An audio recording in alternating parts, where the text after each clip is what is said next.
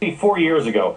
There will come a day when you will wake up and your country will be unrecognizable, where everything has been flipped on its head. You'll say, what? Did I slip through a wormhole where black is white, white is black, right is wrong, and wrong is right? 2 + 2 = 5.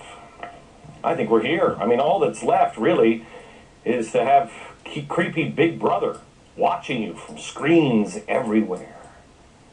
I think we might have reached that point of unrecognizability in this country. I don't even know what our values and principles are anymore. Here's what I want you to take away from the show today. The day the country can't differentiate between good and evil, between right and wrong, is the day we as a country cease to exist. Are we there yet? I don't know. But I saw an interview on MSNBC. I mean, we pay somebody to watch MSNBC. I ain't watching it. There was an interview on MSNBC, and it was based on a New York Times article. And this New York Times author, as she's on, I want you to watch her face. She's actually mocking it when she says it, and she's smiling like, can you believe this? They're making a great case on a day-to-day basis on MSNBC that we no longer can tell the difference between right and wrong. Apparently, the New York Times did a big expose uncovering how Mitt Romney's Mormon faith motivates him. Okay, you want to do something on religion? Cool. But this, remember, watch this. This is intended as a segment that would be negative on Romney. Listen to the expose. What we were really looking at is the biographical influence of faith on Mitt Romney's life. Some of the things that we see he learned from the church is a real emphasis on persistence and resilience, a real emphasis on rules, and another interesting thing I learned is that prayer plays a huge role in the way he sort of approaches the world and makes decisions. He prays quite a lot, quite seriously, and he has prayed on both political and business decisions. One of the most interesting is a belief in American exceptionalism.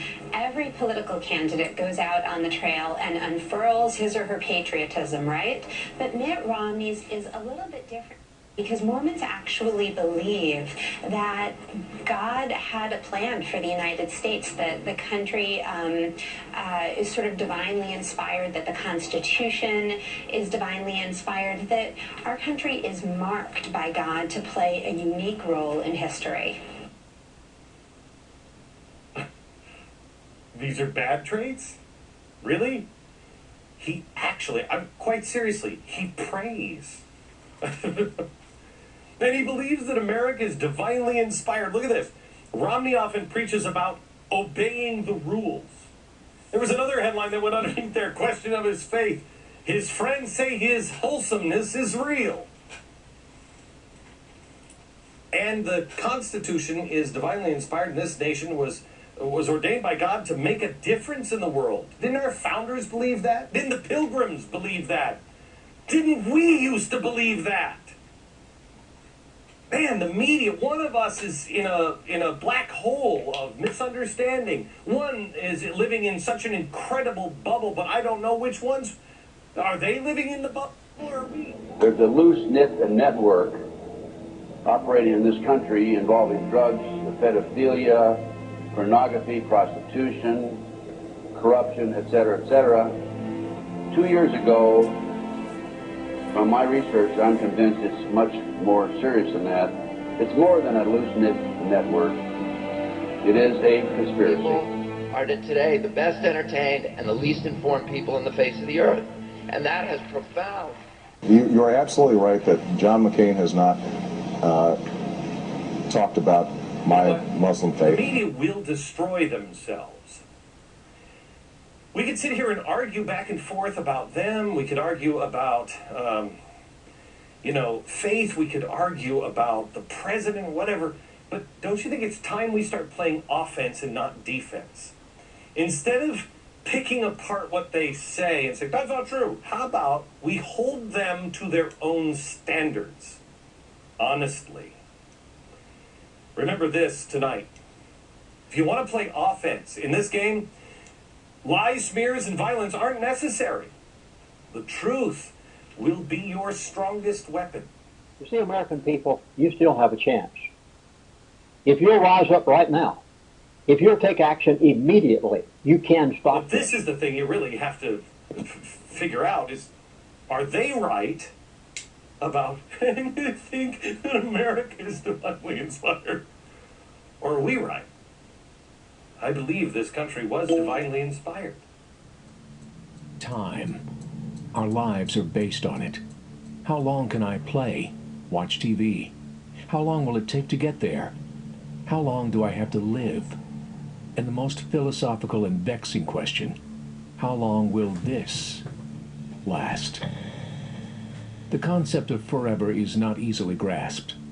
By nature, we are always contemplating the end of whatever it is we're doing, sometimes in positive ways, other times not. It's not surprising, then, that throughout history, with every turn for the worst, some have proclaimed with steadfast conviction that doomsday, or at least the end of the earth as we know it, was imminent. That has profound implications for our democracy, because a democracy cannot function long if it does not without an informed public. Nobody wants to know about conspiracy. I don't get it. Let me tell you something, all right? I know what I heard and what I saw, and I'm not going to stop until everyone in this fucking country hears and sees the same thing. And you're going to help me. Yeah, you. Yet any time you and I question the schemes of the do-gooders, we're denounced as being against their humanitarian goals. They say we're always against things, we're never for anything. Well, the trouble with our liberal friends is not that they're ignorant, it's just that they know so much that isn't so. Now,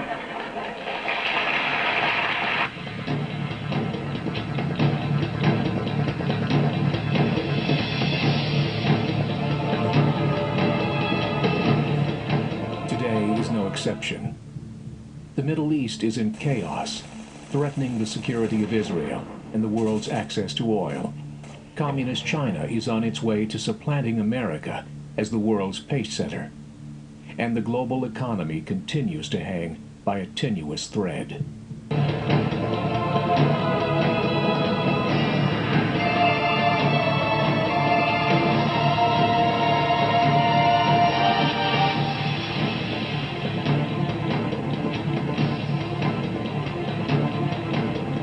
I remember getting a call from the fire department commander telling me that they were not sure they were going to be able to contain the fire. I said, we've had such terrible loss of life in this month. Do you think 51% of this nation still know the difference between truth and lies, right and wrong? I'm not sure. I think I know the answer, but I don't know what I believe anymore about our country. For many people of faith, specifically for those who follow Christianity, Judaism, and Islam, present-day conditions represent just the latest chapter in a series of events foretold by each religion's prophets. There's no question at this point that all three major monotheistic religions believe increasingly that the signs of the last days are in motion. I sit with members of the evangelical community, and while we differ in our interpretation of the end of days, the eschatological view of time, there are many of us who feel this is a precursor to the Messianic period. And you're seeing a dramatic explosion of literature in the Jewish world, in the Muslim world, and certainly in the Christian world about prophecy, obviously from different angles. But I would say in the last decade, just a spike in interest that I'm not sure I can fully explain, except the general sense that I think people sense something's coming. Rosenberg says even Hollywood's orientation over the last few years points to a knowing, a sense of things to come.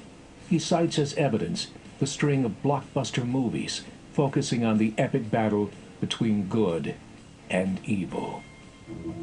Taking control of Hollywood using mind control technology. He's begun to use the media to spread subliminal propaganda. Here's a sample with the subliminal mind control properties filtered out.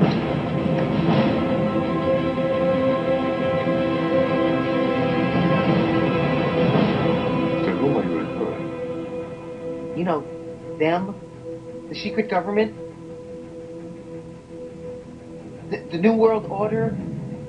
Calling for a new world order to tackle our global economic crisis. Democratic presidential hopeful laid out his vision for America's place in a new world order, saying he was speaking as a proud citizen of the United States and a fellow citizen of the world.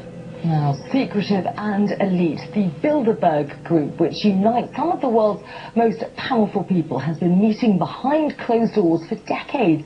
Its activities have become shrouded in a mist of conspiracy theories, with some claiming the members are trying to create a new world order. It's been said that an understanding of the forces which have shaped the events of the 20th century is predicated not upon facts to be learned, but upon secrets to be discovered. Let me repeat that. An understanding of the forces which have shaped the events of the 20th century is predicated not on facts to be learned, but upon secrets. They tell the president what to do. They dictate to Congress what bills to pass. They control everything in our life. They control the amount of paycheck, the money that you make. They control everything that we do. They have the control of the world today, and there positively is such a group of people living on the face of the earth today, and they control the world. I don't know how to say it. And they made that decision to probe, and then we watched the building collapse. Really intrigues me, I have to say, is how much interest there is in bioproposition. The curiosity, the frantic search for answers, is due in large part to the historic upheaval in the Middle East. In what seemed like the blink of an eye, what little stability existed in that region was destroyed, and all previous assumptions rendered meaningless. Even President Obama supported the notion that Egypt's revolution was being fueled by young people in search of freedom, calling them an inspiration to us all. 2 million people standing in the square shouting, "We are 2 million martyrs ready to march to death to Jerusalem." Of course, the Western media did not report that. Until 1924, for 1400 years, Islam, the Islamic Empire, ruled and covered more of the earth's surface than the Roman Empire did at its peak. So this group of radicals in Egypt, devout Muslim, we call them now radicals in the West, but devout Muslims following in the footsteps of the Prophet Muhammad, said to themselves, we have to resurrect the caliphate. That's when they launched the Muslim Brotherhood. In all, the Muslim Brotherhood is responsible for the creation of at least 70 Islamic organizations worldwide, including Al-Qaeda. In addition to the Muslim Brotherhood, Iran has made no secret of its own expansionist plans and its belief that a global Islamic empire is a mandate from God. But since these children pose a very real threat to our plan for a new world order, isn't it only natural to eliminate them? Behold, this is just the kind of accomplishment the human heart has the potential to achieve. But when your heart is ruled by emotions, you will but fight, in which case humanity will never advance. I guess I could let you know what this is about.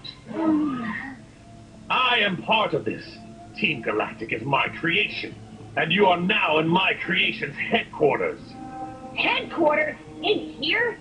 Correct. We're bringing about the dawn of a new world order. After violence began in Tunisia and Egypt, Iranian President Mahmoud Ahmadinejad declared a new world order was imminent.